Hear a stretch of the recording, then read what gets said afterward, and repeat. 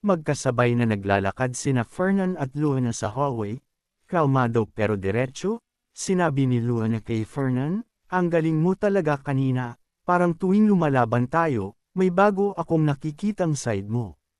Sumagot si Fernan, medyo nag-aalinlangan, compliment ba yun? Tama, di ba? Walang ekspresyon, sabi ni Luna, syempre, dahil sa'yo nakuha ko ang first place. Napakunot si Fernan, kung ganon, bakit ganyan yung mukha mo? Medyo nakasam si Luna, bakit? Anong problema sa mukha ko? Sabi niya, sagot ni Fernan, nagpupot ka, sabihin mo na agad kung ano yun. Sandaling nag-isip si Luna, tapos mahina niyang sinabi, wala namang espesyal, unang beses ko lang nakipaglaban sa Monster Dummy, gusto ko pa sana lumaban ng mas matagal. Nabigla si Fernan, sa isip niya, tama, dapat hinayaan ko pa siyang lumaban, second place ay 2 minuto at 15 segundo, kung inusad ko ng kaunti yung oras, perfect sana, nagkamali ako, iniisip niya, kahit maging mabait ka ng 100 na beses, ang natatandaan pa rin ng tao ay yung isang beses na naging masama ka.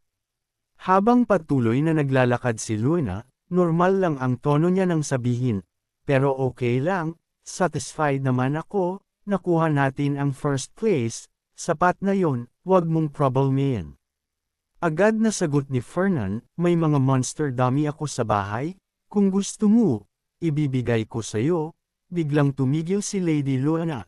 Tumingin siya kay Fernan na may buong siglas sa mata, tapos ngumiti, hindi, sobra na yun sabihin, sagot niya ng mahinahon, pero halatang gustong-gusto niya talaga. Nakita yun ni Fernan at naisip niya, hindi akma yung sinasabi niya sa mukha niya, pero hindi niya pinahalata. Ngumiti lang siya ng magalang, okay lang, hindi rin naman namin ginagamit, kunin mo na. Nagningning literal ang mga mata ni Luna, kung ganon, salamat, sabi niya, sobrang tuwa ang boses, anyway, kailangan ko nang pumasok sa susunod na klase, tapos umalis siyang masayang-masaya. Si Fernan naman, sa isip niya, hindi ko uulitin yung pagkakamaling yun.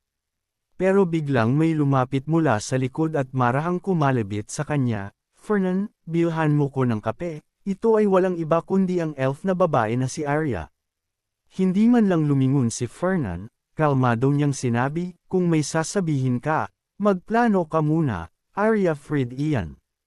Naiinis ng bahagya, sagot ni Arya, ang lamig mo talaga, nakuha mo na siguro yung mensahe galing sa pamilya namin, tama. Doon lang lumingon si Fernan, ibig mong sabihin yung tungkol sa pag-transport ng item. Ikaw ba yung nagrekomenda sa akin? Mayabang pero nakangiti ng malapad si Arya, yep. Maya-maya, nag-uusap na silang dalawa sa meeting hall, tinanong ni Fernan, isang sanga ng World Tree, ibibigay niyo ba yan sa Academy? Matatag ang sagot ni Arya, oo, kaya nga ikaw ang pinili ko, iba ang bigat kapag mismong tagapagmana ng isang household ang may hawak, alam mo naman ang halaga ng isang branch ng World Tree, di ba? Sa isip ni Fernan, syempre alam ko, yun ay isang usbong na lumalabas lang isang beses kada 100 taon mula sa World Tree, puno yun ng malalim na mana at ng asensya ng kahoy, kaya nitong impluwensyahan ang buong rehiyon sa paligid, pero bakit ibinibigay ng Fred iyan ang ganito kahalaga sa Academy? Anong klase ng deal yun? Mukhang hindi rin niya sasabihin sakin. Sumunod na sabi ni Arya, tutulong din ako, kaya Tara, maging friends na lang tayo. Agad tumugon si Fernan, walang pakialam, bakit? Sinabi ko na dati, walang dahilan para sa isang elector house at sa isa pang elector house na maging dikit. Nina si Arya at sumigaw ng bahagya, ano bang mawawala sa iyo kung magiging? Kaibigan mo lang ako. Pinalitan ni Fernan ang tono niya, parang wala lang, so ibig sabihin, mamimiss ko rin ba yung mga lesson ko? Sagot ni Arya, oo, naging considerate naman ang Academy, papalitan muna natin yung praktikal ng theory. Narinig yun ni Fernan at kalmado siyang nagtanong, kailan tayo aalis? Sagot ni Arya, pagkalipas ng 2 linggo, kumpleto na lahat ng preparasyon. Itinungga ni Fernan ang inumin niya at sabi niya, ganun pala, so kailangan ko lang makarating sa Fredian Estate, pero bigla niyang naramdaman yung matinding sakit ng ulo na lagi niyang nararanasan bago magsimula ang propecia. Nalaglag ang baso mula sa kamay niya, hinawakan niya ng mahigpit ang ulo niya gamit ang dalawang kamay, sa isip niya, ang tagal ng tahimik ng lahat, tapos bigla na namang nagsimula ang propecia. Sa propecia, nakita niya ang sarili niya sa loob ng academy, pero wasak na wasak, parang guho, nakakalat ang mga katawan ng estudyante. Naisip niya, itong lugar na to, hindi ba ito yung araw na bumaba si Andromilius? Pero nakita ko na tong propeciang to dati, bakit inuulit? Tumangala siya sa langit sa loob ng bisyon, ang pulang langit, ang mga tao tumatakbong parang nabaliw dahil sa demonic energy, at yung malaking bitek sa ere, kung saan bumababa ang isang demon, at doon, sa gitna ng lahat, nakita niya ulit ang sanga ng World Tree. Napalingon siya, nandoon si Aint, naisip niya, ito na yung sandali, Aint. Sa loob ng propecia, narinig niya ang iniisip ni Aint, so yung branch ng World Tree ang ginagamit bilang resource para sa summoning circle, narinig ko na simula nang dinala yun sa academy, hindi na siya lumalago ng maayos dahil nalasan na siya ng demonic energy, pero yung branch na yun, dinala ng Golden Turtle Merchant Guild, tama. Kagaya nung nangyari sa yacht incident, pati ngayon, ibig sabihin, mataas ang posibilidad na kasabwat ang mga Pellenberg. Alam ko na, isa lang siyang bagong yamang manloloko, sobrang kainahinala niya. Tapos, galit na sigaw ni Aint, kung totoo yan, hinding-hindi ko patatawarin ang kahit sinong Pellenberg. Napasigaw din si Fernan mula sa loob ng propecia, hindi, Aint. Wala akong kinalaman sa mga demon. Pero parang hologram lang siya sa loob ng bisyon, hindi siya nakikita, hindi naririnig, sinubukan niyang lapitan si Aint at hawakan ang braso nito, Aint, sandali. Pero sa realidad pala, nahawakan niya ang kamay ni Arya, kasi inabot ni Arya ang kamay niya para i-check kung ayos lang siya, at sa sandaling yun, nabasag ang propecia, at bumalik siya sa realidad. Agad siyang tinanong ni Arya, Fernan, ayos ka lang ba? Pero si Fernan, nanginginig pa rin, nag-iisip, buwizat, bakit na naman? Paano na naman ako nasabit dito? Nagulat si Arya at medyo nahihiya, Fernan, pwede bang pakibitiwan ang kamay ko? Pero pinigilan siya ni Fernan, hindi. Lalong nalito si Arya, Diretsyong sinabi ni Fernan, ang Golden Turtle Merchant Guild, hindi nila ihahatid yang item. Sa isip niya, sa pagsasabi ko lang yan, naputol ko na ang koneksyon ko sa buong gulo. Nasa opisina na ni Fernan, seryoso si Hyde, ang butler, hindi pwede yan, young master, desisyon yan ng duke.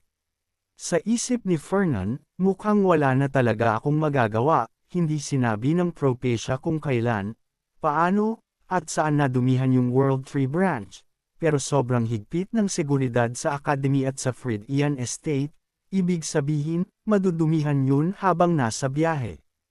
Pinisil niya ang sentido niya, naiirita, paano ko to pipigilan kung hindi ko alam kung paano siya nakontamina. Kahit dalhin ko ng ligtas yung branch dito, hindi ko pa rin mapipigil yung pagbaba ni Andromilius. Hahanap lang siya ng ibang sisidlan kung wala yung World Tree Branch, mataas ang risk. Mababa ang chance na magtagumpay, at baka wala ring magbago sa ending, baka ang pinakamatalino ay umurong na lang, kahit may kaunting damage sa reputasyon, kasi kung may sumablay, sasabihin ng lahat na ang buong Pellenberg family ay kakutsaba ng mga demon. Napakuyom siya ng kamao, hindi ito isang bagay na kaya kung lutisin mag-isa. Tapos agad niyang inutusan si Hyde, kunin mo yung recording sphere, yung may record ng mga demon. Nabigla si Hyde, yung sphere. Bakit mo kailangan nun? Sumagot si Fernan ng diretsyo, kailangan ko ng tulong. Gusto kong ipakita ang recording kay Father. Nasa tahanan ng Pellenberg household, nakaupo si Patria, si Ivan Pellenberg, kasama ang butler niya, pareho nilang pinapanood sa isang mahiwagang sphere ang pag-atake ng demon noong insidente sa yacht, napapaawang ang bibig ni Patria sa gulat. Totoo, isa talaga siyang demon. Lumipas ang kaunting oras, nakatayo na si Fernan sa harap ni Patria, tuwid ang likod, kalmado ang tono habang nag-uulat. Nung huling yacht club meeting, pumasok sila sa guild bilang mga empleyado. Nahuli namin ang isa ng buhay at nakakulong siya ngayon sa ilalim ng academy. Kung gusto ninyo, pwede ninyong makita mismo. Napakunot ang noo ni Patria, hindi makapaniwala. Nahuli mo ng buhay ang isa. Sabay lingon niya, Hyde, totoo yun. Merespeto ang sagot ni Hyde, oo, master, ako mismo ang nakakita. Biglang tumulim ang tingin ni Patria, seryoso na ang boses niya, nagkaroon ng mga demon sa loob mismo ng Merchant Guild, at hindi mo agad nire-report sa akin. Agad sumagot si Fernan, hindi umiwas, sinabihan ko ang mga tao na huwag muna magsalita diretso tungkol dito, inisip ko mas mabuting makakuha muna ng mas solid na ebidensya, pero ngayon urgent na ang sitwasyon. Huminga siya ng malalim bago nagpatuloy, ayon sa lahat ng nalaman ko hanggang ngayon, sa tingin ko, may nagbabalak ibagsak ang Pellenbergs. Napatahimik si Duke Ivan, ilang sandali siyang hindi nagsalita bago niya sinabing dahan-dahan, naiintindihan ko ang sinasabi mo, Fernan, alam kong gawa ng mga demon yung nangyari sa yacht club, alam ko rin na ang susunod nilang target ay ang World Tree Branch, tama rin na kung wala tayong gagawin, madali tayong pagbintangan. Pero itinuloy niya, malamig pero mahinahon, pero sa palagay ko, masyado kang mabilis humusga. Ang sabihin na sinusubukan ng mga demon na pabagsakin ang buong household natin, baka coincidence lang yan.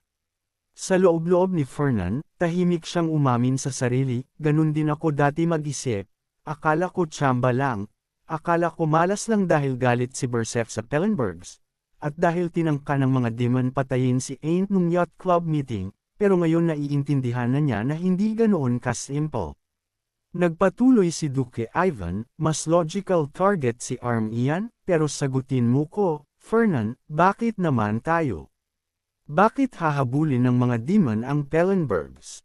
Sumagot si Fernan, kalmado pero matatag ang tono, 1,000 taon na ang nakalipas nang nagsimula ang digmaan laban sa mga demon, sobrang hina ng estado ng sangkatauhan noon, pero nang pumasok sa alyansa ang Pellenbergs kasama ang Founding Emperor, doon napabilis ang daloy ng pera, supply, at suporta sa gyera, yun ang puntong nagsimulang bumaliktad ang laban.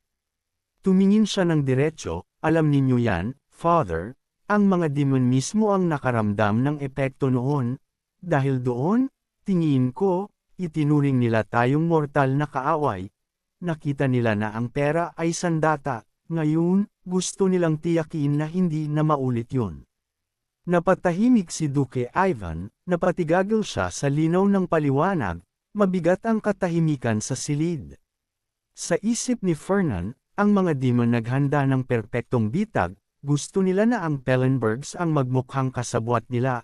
Para si Aint magduda sa akin, yung pagbagsak na nakita ko sa Propecia, hindi pala aksidente, planado pala lahat yun. Sa puntong yun, puno na ng determinasyon ang isip niya, sinabi niya ng malinaw. Ngayon malinaw na yung pakay nila, gusto nilang wasakin ang Pellenbergs, yan ang tunay nilang plano. Balik tayo sa bookshop, ang may-ari ng tindahan ay nagsasaayos ng mga libro sa estant habang nagsasalita, lumulubog ng maayos ang yacht, nadala si Aint sa isang liblib na isla, pero andoon din si Fern Pellenberg. Ang ulat ay galing sa isang anino, isang figure na balot sa dilim, sumagot. Ang anino, oo, nandoon din sina Luena Berserk at Bella Hoyne.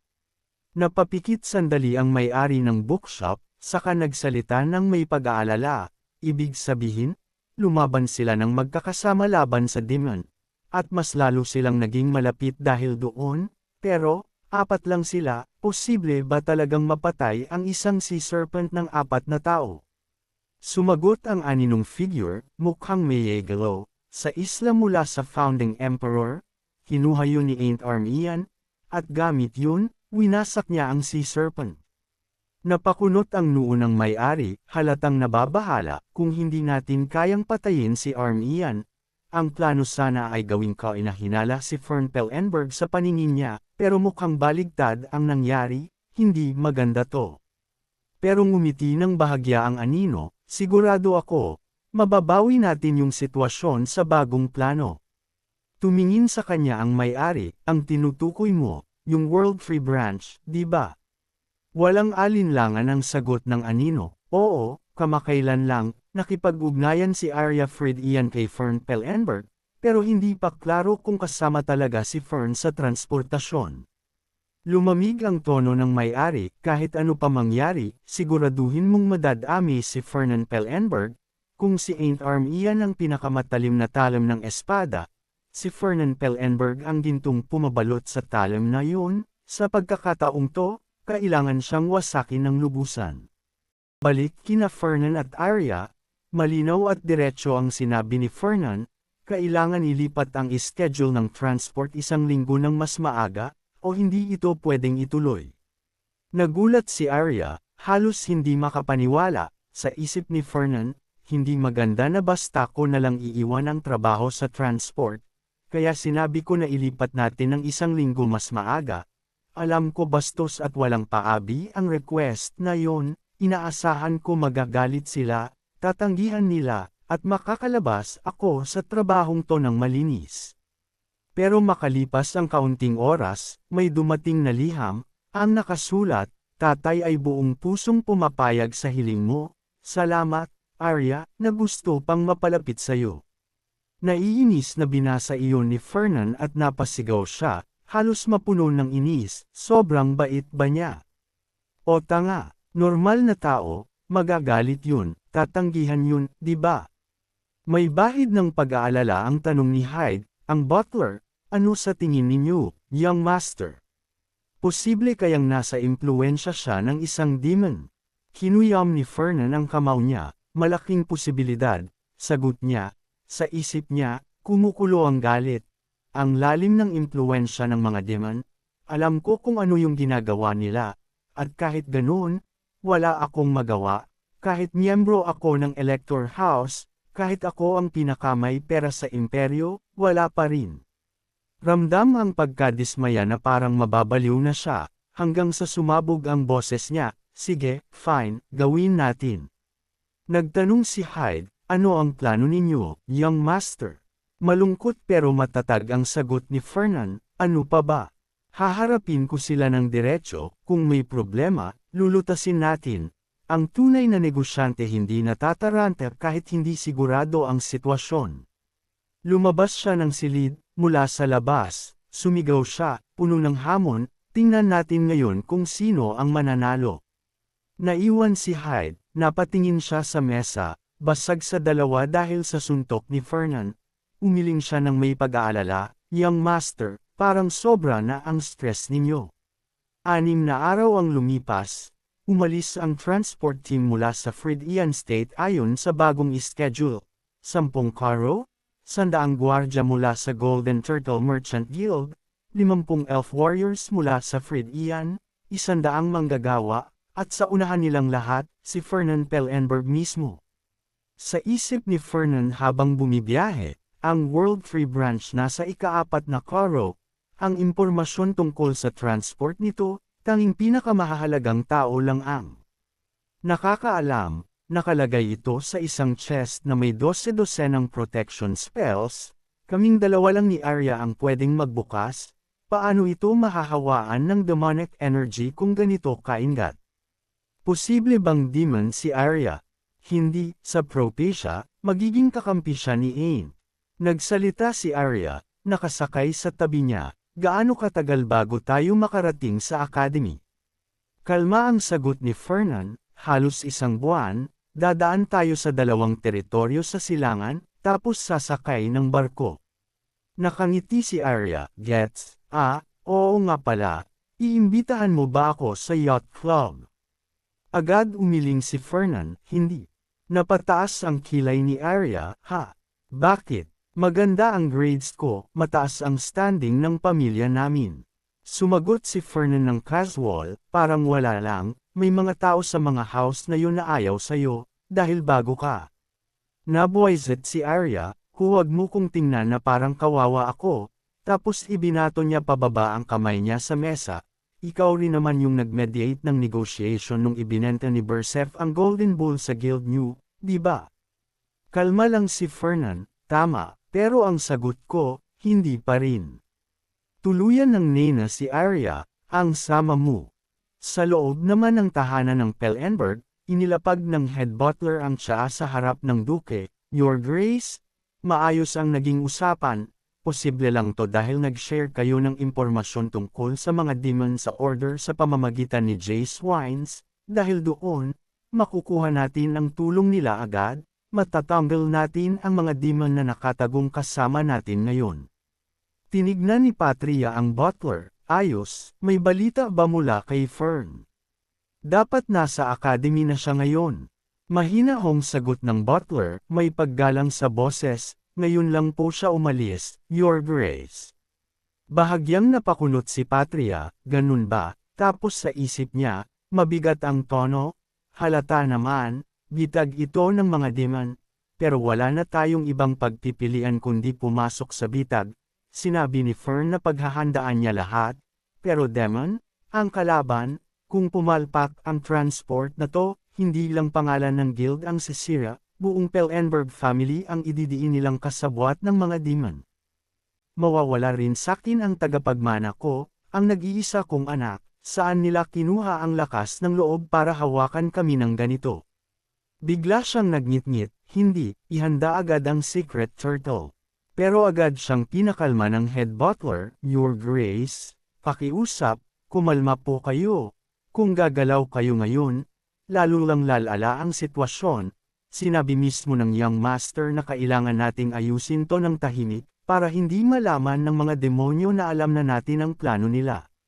Medyo hamupo ang galit ni Patria, oo, mabuti yon, pero problema rin yon. Tumingin siya sa malayo, mabigat ang isip, noong natuklasan niya yung ugat ng Mana Stone, yung wala dapat kahit sinong nakakaalam. Doon ako nakaramdam ng kakaiba, masyadong espesipiko yung impormasyon niya. Para bang nakita na niya ang hinaharap. Huminga siya ng mabigat bago magpatuloy, pagkatapos ng lahat nito, marami akong itatanong sa kanya. Sumunod niyang mungkahi, malamig pero praktikal, bukod doon, bakit hindi tayo kumuha ng mga bayarang mandirigma para sundan sila? Mahinahong tumayo ang head butler at tumugon ng formal, Your Grace, sigurado po akong magiging ayos ang young master. Palagi niyang nalalampasan ang mga inaasahan natin, naniniwala akong magtatagumpay din siya ngayon, pakiusap, pagkatiwalaan niyo siya, at hintayin niyo siya. Habang nasa biyahe ang grupo, biglang lumala ang panahon, dumilim ang langit at bumuhos ang matinding ulan, para makasilong, nag-set up sila ng pansamantalang kampo. Sa loob ng kampo, sabi ni Fernan sa butler niya, mukhang hindi na tayo makakapaglakbay ngayon, dito muna tayo magkakam, sabihin sa mga gwardya bantayan ng mabuti ang mga karo. Nakatitig sa ulan, seryoso ang tono ni Arya, may mali sa ulan na to. Tumingin si Fernan, anong mali? Sagot ni Arya, tinanong ko ang mga spirit, sabi nila maaraw pa sa ibang rehiyon, dito lang ganito kalakas ang ulan. Kumunot ang noo ni Fernan, ang ibig mong sabihin, gawa-gawa lang tong ulan.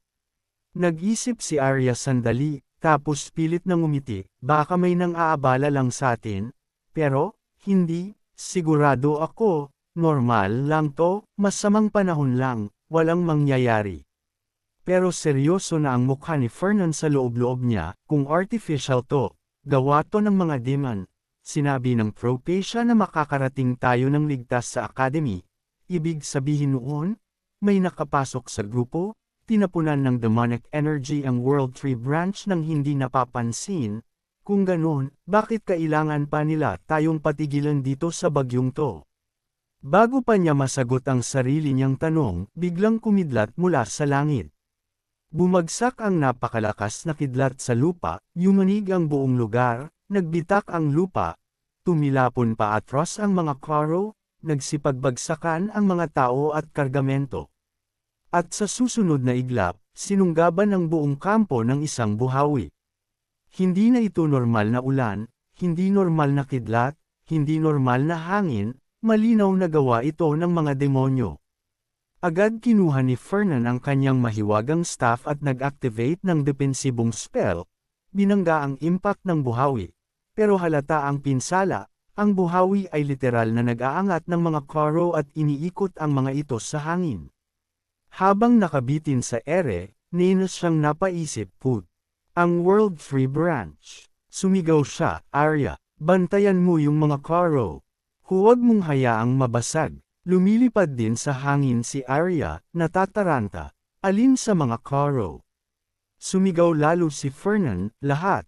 Hindi ko kaya, sigaw ni Arya, halos pasiga na rin sa hangin. Makalipas ang ilang sandali, dumilat si Fernan.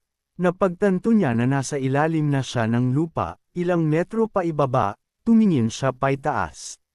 May kaunting liwanag na pumapasok mula sa siwang sa ibabaw. Malalim to, bulong niya sa isip, mukhang nahulog tayo ng halos 40 metro. Mga demonyong yan, plano ba nila na hilahin pababa lahat ng karo? Napatingin siya sa paligid, at least kasama rito sa pagbagsak ang karong may World Free Branch, buti walang namatay. Hindi kalayuan, naroon si Arya, humihingal, nanginginig. Anong gagawin natin ngayon? Tanong niya. Kalma ang sagot ni Fernan, na parang wala lang, syempre aakyat tayo pabalik. Pero bago pa siya makagalaw, may umalangaw-ngaw na mababang, malademonyong ungol sa dilim. Mula sa mga anino, may mga silutang gumagalaw papalapit sa kanila, mga nilalang na may kumikislap na pulang itim na marka sa katawan. Nagsimulang magdilim ang mata ni Fernan, syempre, bulong niya sa isip, alam kong hindi magiging madali ito. Agad siyang nag-cast ng barrier spell, isang kumikislap na mahiwagang kalasag ang bomb alert sa kanila, hinarang ang unang bug zone ng atake, umalangaw-ngaw ang shockwave sa loob ng bitek sa lupa. Napaigaw si Arya, hindi mapigilan ang gulat, Fernan. Ano yang mga yan? Ang sama ng pakiramdam nila. Kalma pero seryoso ang sagot ni Fernan, isang iset, yan. Napakunot ang noo ni Arya, ha? Set. Anong set? Napabuntong hininga si Fernan, halatang naiirita, hindi ka ba tinuruan tungkol sa iset? Hindi ba yan kasama sa academy curriculum? Agad depensa ni Arya, medyo napapraning, tinuro samin, pero ang iset ay hindi normal na halimaw, demonic creature yan.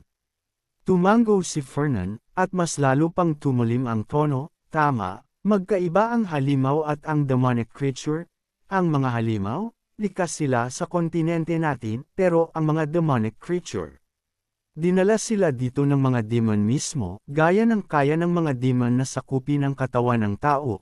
Ang mga demonic creature naman ay nilalang na pawn ng demonic energy, kaya iba ang galaw nila sa normal na halimaw. Nanlaki ang mata ni Arya, teka, kung demonic creature ito, ibig sabihin, may mga demon din dito. Sagot ni Fernan, malamig, oo, mga demon ang nagpadala sa kanila. Napaatras si Arya, hindi makapaniwala, ano? May demon talaga, paano mo alam yan? Ipapaliwanag ko mamaya, putol ni Fernan, hindi na bumibitaw ang atensyon sa kalaban, ang kailangan mo ngayon, iangat mo pabalik sa ibabaw ang mga karo, protektahan mo yung World Free Branch, ako ang bahala rito. Napakagat-labi si Arya, hindi ko kaya. Pero hindi pa man tapos ang reklamo niya, biglang bumaba ang tono ni Fernan, parang biglang lumabas ang senior mode niya, mabigat, hindi mapapakiusapan, mula kalmadong boses, naging utos. Pakinggan mo ko, Arya, habang lumalaban ako, kukunin ka nila kung hindi ka gagalaw. Pero bago pa siya matapos, nanginginig ang daliri ni Arya habang itinuro niya ang mas malayong bahagi ng kuweba, hindi lang yan ang problema, yun ang problema. Sumunod ang tingin ni Fernan. At nanlaki ang mata niya. Hindi naman siguro, barka yan. Sa harap nila, may dambuhalang nilalang na parang halimaw na bakal, ang katawan nito ay parang binuo mula sa metal plates, Nagliliwanag ang mga mata nitong tila laser, at buong lakas itong sumugod papunta sa kanila. Mabilis ang lahat, pero bago pa man tuluyang sumalpok ang barka, may isa pang katawan ang bumagsak mula sa itaas. May nabasag na lupa, may alikabok na sumabog, may tumalon pababa. Si Hyde. Lumapag ang butler sa pagitan nina Fernan, Arya, at ng barka, parang eksena ng bayani, nagayos pa siya ng tindig, parang wala lang. Ligtas ba kayo, young master? Tanong niya, kalmadong-kalmado. Nabitawan ni Arya ang hininga niya, halos nangangintab ang mga mata. Oh my gods, ang butler mo, ang astig pala. Samantala, mabilis ang takbo ng isip ni Fernan, ang barka, binanggit yan sa librong A Study of Demonic Creatures and Monsters, ang balat nila mas matigas pa sa metal, ang mga kuko nila mas matalas pa sa espada, ang panga nila kayang pira-pirisuhin ang kahit ano. Ito ang klase ng halimaw na kaya bumagsak ng mga troll at ogre na parang wala lang, fourth-rank beast yan. Humigpit ang panga niya, ibang antas yan kaysa sa Iset, ang Iset, 8th rank lang. At nagpadala ang mga demon ng isang buong barka, para lang sa World Free Branch, gusto ba nila akong patayin? O gusto lang nila wasakin ang pangalan ko? Huminga siya, nagdesisyon. Hyde, malamig niyang tawag, hindi na umiwas sa mata ng butler, kaya mo bang patayin yan? Seryoso ang sagot ni Hyde, hindi madali, pero kung bibigyan ninyo ako ng kaunting oras, oo. Sige, sagot ni Fernan, walang alinlangan, ako na ang bibili ng oras para sayo, pero patayin mo yan.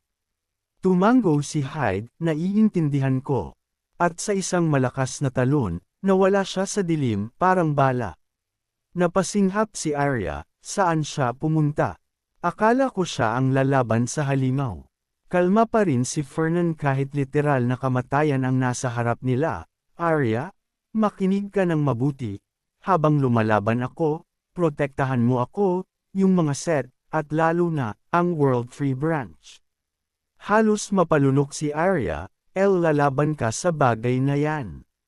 Tumingin si Fernan sa kanya, seryoso, hindi nagbibiro, kung gusto nating mabuhay, sundin mo ko. Medyo umayos si Arya sa kinatatayuan niya, pilit kinukuha ang loob niya, sige, pero, may plano ka, di ba? Tatawagan ko si James, sagot ni Fernan, kahit hindi ko alam kung gagana siya dito. Napakurap si Arya, sino si James? Hindi pa siya natatapos magsalita nang umatake ang barka, mabilis at mabangis, gamit ang dambuhalang kuko nito. Agad nagcast si Fernan ng summoning magic. Bumukas sa ere ang isang kumikislap na portal, at mula roon, umusbong ang isang higanteng metal-ikong katawan. Si James, ang Ego Golem. Pagkalabas ni James, isang suntok lang niya, tumilapon ang barka paatras, yumanig ang buong lupa. Napanganga si Arya, halos hindi makahinga.